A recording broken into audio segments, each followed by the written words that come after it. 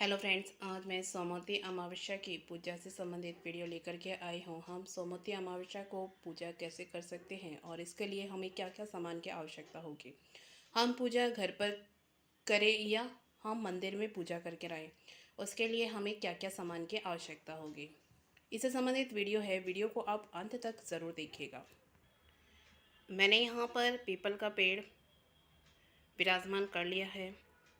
आपके पास में पीपल का पेड़ है, आप घर पर ला कर के पूजा कर सकते हैं, या फिर आप बाहर अगर पीपल का पेड़ है तो वहाँ पर भी पूजा कर सकते हैं, या आप मंदिर में भी पूजा कर सकते हैं। पूजा की विधि, कहीं भी हम पूजा करें, पूजा की विधि एक समान ही होगी। तो मैंने यहाँ पर पीपल का पेड़ विराजमान कर लिया है। स्वच्छ स्थान पर, साफ स्थान पर मैंने पीपल का पेड़ ले लिया है। अब हम एक जल के लोटे से पीपल का जो पेड़ है, हम इसमें जल छोड़ देंगे। सर्वप्रथम हमें जल छोड़ना है।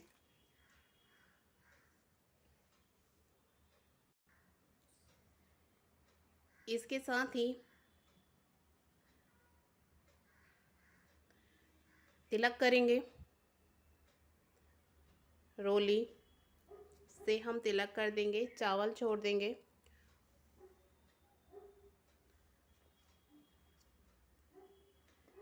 गुड़ से हम भोग लगा देंगे और वस्त्र स्वरूप कलावा समर्पित कर देंगे। सोमवती अमावस्या के दिन पीपल के पेड़ की पूजा की जाती है और अमावस्या को पितरों का तर्पण किया जाता है। जब भी सोमवार की अमावस्या आती है तो उस दिन को हम सोमवती अमावस्या के नाम से पुकारते हैं। इस दिन दान पुण्य का अत्यधिक महत्व होता है और इस दिन विशेष पूजा की जाती है पीपल के पेड़ की। यहाँ पर हमने वस्त्र स्वरूप कलावा समर्पित कर दिया है। अब हम थोड़े से अक्षत या गेहूं के दाने छोड़ करके अपना दीपक प्रज्वलित करेंगे। दीपक मैंने प्रज्वलित कर लिया है, दीपक की पूजा कर देंगे। दीपक की पूजा मैंने कर दी है। अब हम जो पीपल का पेड़ है, इसको हम जनेऊ समर्पित करेंगे, क्योंकि पीपल के पेड़ में भगवान विष्णु का वास माना जाता है। हम जनेऊ समर्पित कर देंगे। जनेऊ के बाद अब हम फूल चढ़ा देंगे।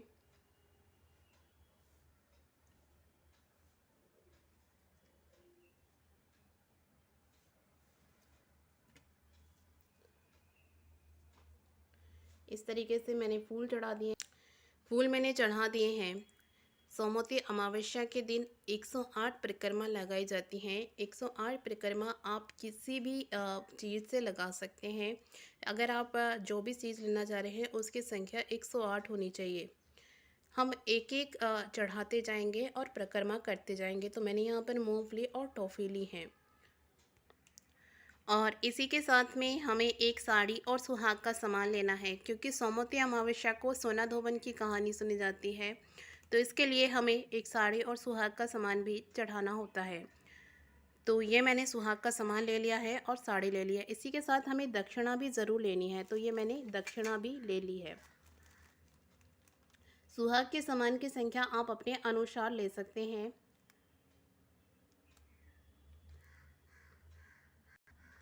और हमें भोग प्रसाद के लिए अमावस्या को हम मीठा तो बनाते ही हैं, तो मैंने यहाँ पर खीर बना करके ले ली है।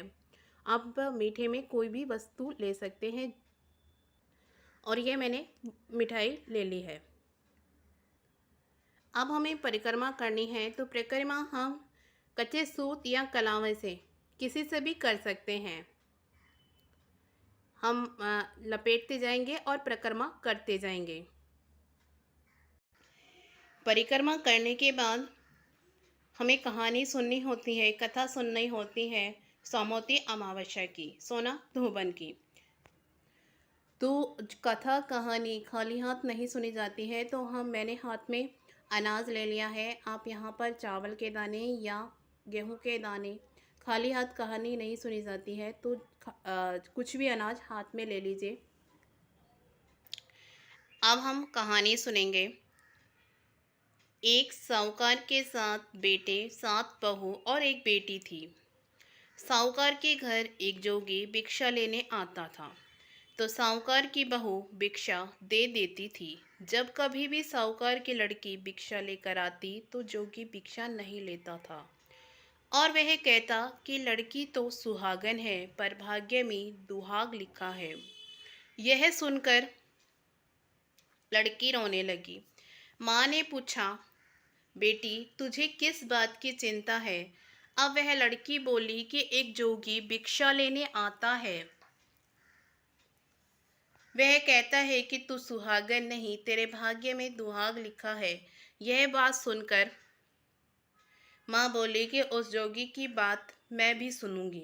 अगले दिन माँ चुपकर बैठ गई। जोगी भिक्षा लेने आया, लड़की भिक्षा देने लगी, तो आज भी जोगी ने वैसे ही बोला। इतनी बात सुनकर माँ निकल कर आ गई और बोली कि एक तो हम तुझे भिक्षा देते हैं और ऊपर से तू हमें गाली देता है। जोगी बोला कि मैं गाली नहीं देता, सच्ची बात कहता हूँ, इसके भाग्य में ऐसा ही लिखा है। तब माँ बोली कि अगर तुझे इतना ही मालूम है तो इससे बचने का उपाय भी मालूम होगा। जोगी बोला कि 7 समुंदर पार एक सोना धोबन रहती है, जिसने सोमवती अमावस्या कर रखी है। अगर वह इसे आकर फल दे दे तो इसका दुहाग टल सकता है, नहीं तो विवाह के समय सर्प काटने से इसकी मृत्यु हो जाएगी। यह बात सुनकर माँ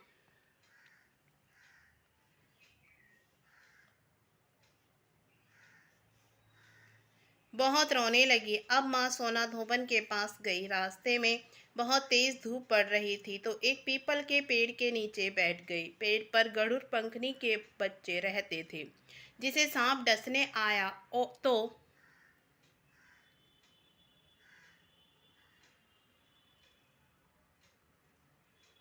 साहूकारनी ने सांप को मार दिया और बच्चों को बचा लिया। अब गरुड़ पंखनी आई, सब जगह खून देखकर साहूकारनी को चोंच मारने लगी। साहूकारनी बोली, मैंने तो तेरा बच्चा बचाया है। अब गरुड़ पंखनी बोली कि तूने मेरे बच्चे को बचाया है तो कुछ मांग ले। साहूकारनी बोली, पहले वचन भरो। गरुड़ पंखनी बोली कि मैं तो वचन देती हूँ। साहूकारनी बोली, मुझे 7 समुंदर पार सोना धोबन के घर पर छोड़ दो। अब गरुड़ पंखनी ने उसे सोना धोबन के घर छोड़ दिया। वहां जाकर साहूकारनी ने सोचा कि अब इसको कैसे मनाऊं। सोना धोबन के घर 7 बहू थी, जो कि घर का काम करने के लिए आपस में हर समय लड़ती झगड़ती रहती थी।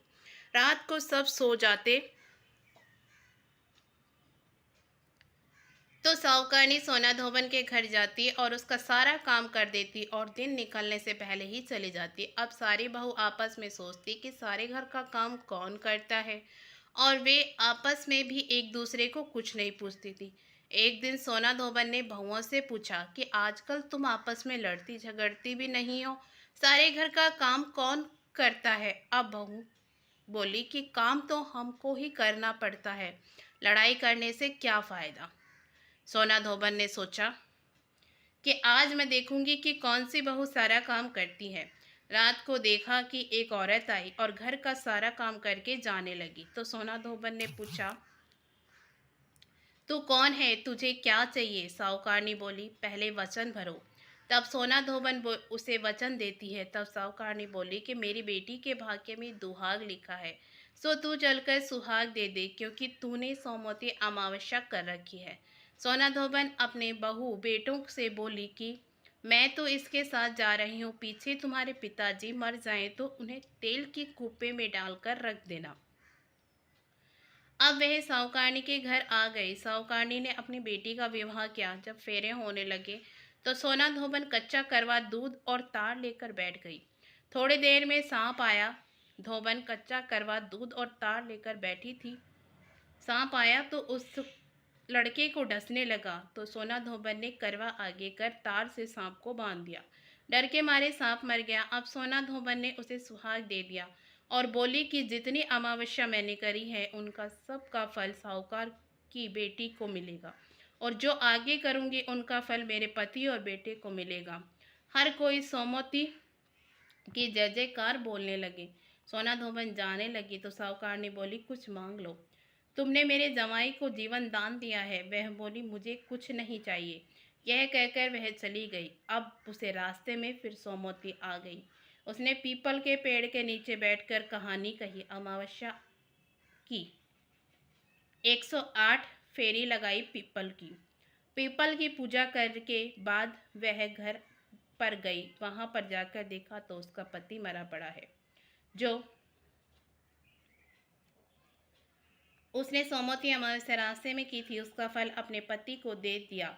अब उसका पति जिंदा हो गया। सब कहने लगे, तूने क्या किया जो यह जिंदा हो गया? तो वह बोली, मैंने तो कुछ नहीं किया है। रास्ते में सोमवती आई थी, सो उसकी पूजा करी थी, व्रत किया और 108 फेरी पीपल की लगाई। सारी नगरी में ढिंडोरा पिटवा दिया। सब कोई सोमवती अमावस्या की पूजा करना, व्रत रखना, 108 फेरी पीपल की लगाना। हे सोमवती अमावस्या, जैसे साहूकार की बेटी का सुहाग दिया वैसे सबको देना। सोमवती अमावस्या की कहानी सुनने के बाद हमें गणेश जी की कहानी सुननी होती है, क्योंकि कोई भी हम कथा कहानी करें उसके बाद हमें गणेश जी की कहानी सुनने से ही हमें पूर्ण कहानी का फल मिलता है। अब हम गणेश जी की कहानी सुनेंगे। एक छोटा सा बालक था। वह अपने घर से लड़कर निकल गया और बोला कि आज तो मैं विनायक जी से मिलकर ही घर आऊँगा। तब लड़का चलते चलते उजाड़ वन में चला गया। तो विनायक जी ने सोचा कि इसने मेरे नाम से ही घर छोड़ा है, इसलिए इसे घर भेजना चाहिए, नहीं तो जंगल में शेर वगैरह खा जाएंगे। फिर विनायक जी बुढ़े ब्राह्मण का वेश धारण करके आए और बोले कि तू कहाँ जा रहा है? तब वह बोला कि मैं विनायक जी से मिलने जा रहा हूँ। तब वह बोले कि मैं ही विनायक जी हूँ, मांग, तू क्या मांगता है, परंतु एक बार में ही मांगना। वह लड़का बोला कि क्या मांगो? अन्न हो, धन हो, हाथी की सवारी हो, महल बैठी स्त्री, ऐसे हो जैसे फूल गुलाब का। तो विनायक जी बोले कि लड़के, तूने तो सब कुछ मांग लिया, जा तेरे सब कुछ हो जाएगा। फिर वह लड़का घर आया तो देखा कि एक छोटी सी बहू चौकी पर बैठी है और घर में बहुत धन हो गया। तब वह लड़का अपनी माँ से बोला कि देख माँ, कितना धन लाया हूँ, विनायक जी से मांग कर लाया हूँ। हे विनायक जी महाराज, जैसे उस लड़के को धन दौलत दिए वैसे सबको देना, कहने वाले को भी और सुनने वाले को भी, और हमारे सारे परिवार को देना। बोलो विनायक जी की जय। सोमवती अमावस्या की जय। कहानी सुनने के बाद में जो हमने हाथ में अनाज लिया था और जल के लोटे का जल, ये हम अपने गमले में छोड़ देंगे। इसके बाद हम दीपक से आरती कर देंगे